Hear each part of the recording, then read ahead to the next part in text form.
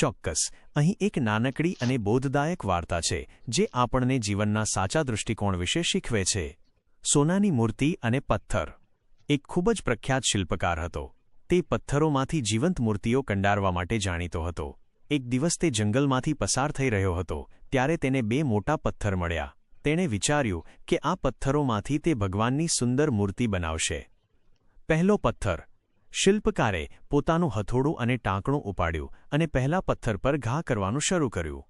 જેવું તેણે પહેલું ટાંકણું માર્યું, પથ્થરમાંથી અવાજ આવ્યો, "અરે ભાઈ, મને રહેવા દો. મને બહુ દુખે છે. મારા પર આટલા ઘા ન કરો, હું આ સહન કરી શકીશ નહીં." શિલ્પકારને દયા આવી. તેણે તે પથ્થર છોડી દીધો અને બીજા પથ્થર પાસે ગયો. બીજો પથ્થર. શિલ્પકારે બીજા પથ્થર પર કામ શરૂ કર્યું. ટાંકણાના ઘા વાગતા હતા, પણ આ પથ્થર શાંત રહ્યો. તેણે બધું જ દર્દ સહન કર્યું. થોડા દિવસોની મહેનત પછી શિલ્પકારે તેમાંથી ભગવાનની એક અત્યંત સુંદર મૂર્તિ બનાવી દીધી. પરિણામ. થોડા સમય પછી ત્યાં એક ભવ્ય મંદિર બન્યું.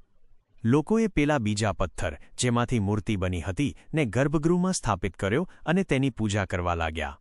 જ્યારે પહેલા પથ્થરને મંદિરના પગથિયાં પાસે મૂકવામાં આવ્યો, જેથી લોકો તેના પર ચાલીને અંદર જઈ શકે.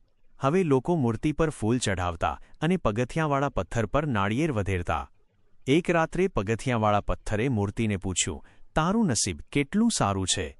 લોકો તારી પૂજા કરે છે અને મારા પર તો લોકો પગ મૂકીને જાય છે." ત્યારે મૂર્તિએ શાંતિથી જવાબ આપ્યો, "જો તે દિવસે તે ટાંકણાના ઘા સહન કરી લીધા હોત તો આજે મારી જગ્યાએ તારી પૂજા થતી હોત. તે ટૂંકા ગાળાનું દર્દ ટાળ્યો, એટલે હવે આજીવન ઠોકરો ખાવી પડે છે." બોધ. જીવનમાં જો આપણે સફળતા મેળવવી હોય તો મહેનત અને સંઘર્ષના ઘા સહન કરવા જ પડે છે. જે અત્યારે શિસ્ત અને મહેનતનું દર્દ સહન કરે છે તેનું